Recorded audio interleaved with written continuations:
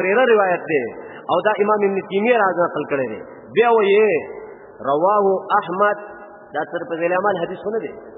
دا روایت دی امام احمد راخسته و ابو داوود دوا والنسائی دری وابن ماجه الصلور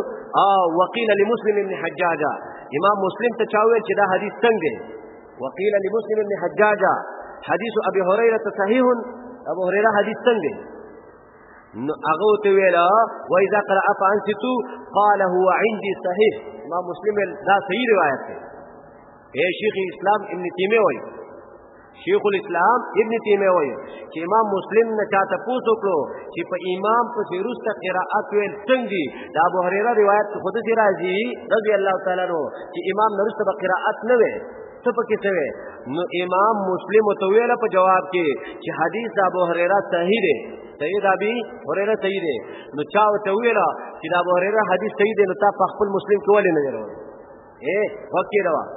فقيل له لما لا تزعم حونا چې دا حدیث یو تاول نه راو په مسلم کې وځي راوړی يعني في كتابه فقال ليس كل شيء عندي صحيح وذاته هنا دا ته چې کوم دي کې صحیح حدیث نو ټول به زه ذکر کوم تا په سکور کې درې ډوډۍ پرتی دي او ته په یو ډوډۍ باندې مور شین دا دوه بنورې مخې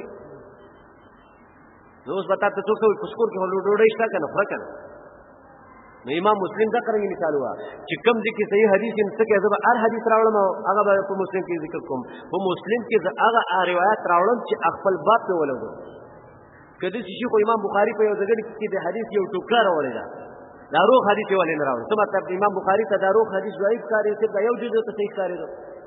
او امام بخاری د باب د استدلال د پارا د حدیث جز راوړي او کله ټول حدیث ذکر کی کله یو آیات هم راوړي کله یو روایت کله شل ظلم راوړي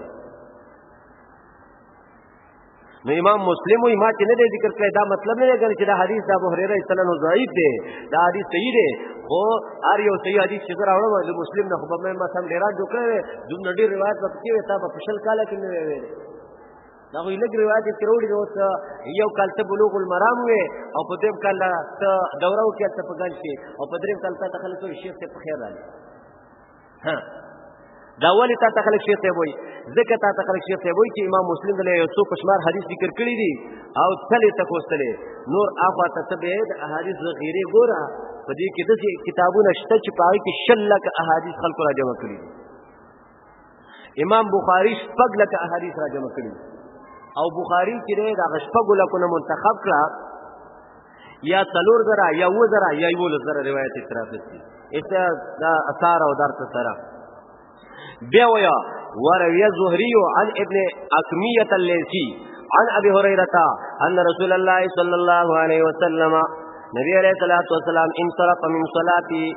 نبی علیہ السلام د یو منځنه سلام وګرځاو جهر بیا هغه مون چې نبی علیہ السلام پکې جهر کړو یاد ما سپیخی یاد سار موضوع یاد ما خام یا ما خستان من دارا